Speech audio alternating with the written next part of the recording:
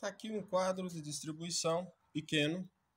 Nesse quadrinho de distribuição tem um disjuntor termomagnético e um IDR, interruptor diferencial residual, ou conhecido como DR. Tá? Bom, aqui eu tenho um circuito 220 de duas fases. Isso aqui é uma instalação real. Estou fazendo um vídeo. O que fizeram? Utilizaram um azul aqui como fase. Tá? Bom, isso não é recomendável, porque o azul ele tem que ser sempre para o neutro, nunca para fase ou para retorno. Mas tudo bem, você vai encontrar no dia a dia, você vai encontrar várias situações aí fora da normalização, mas precisa estar atento quanto a isso, tá? Então, nem todo fio azul que você encontrar numa instalação elétrica, ele vai ser neutro.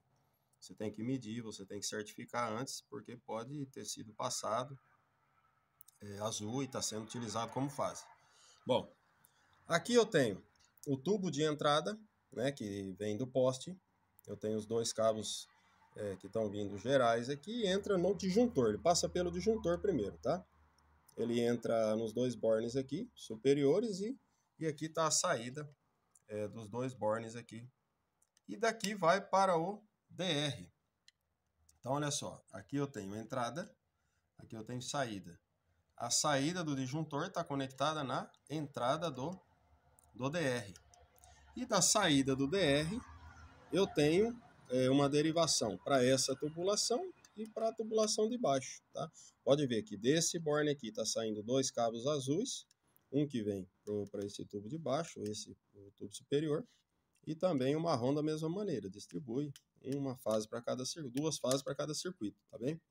Bom, aqui eu tenho duas proteções. Eu tenho o disjuntor, que faz proteção de curto-circuito e sobrecarga, e tem o DR, que faz a proteção de fuga.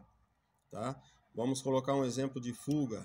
Choque elétrico. Choque elétrico é quando alguém toma uma descarga elétrica, alguma coisa assim, você tem uma fuga de corrente através do corpo humano.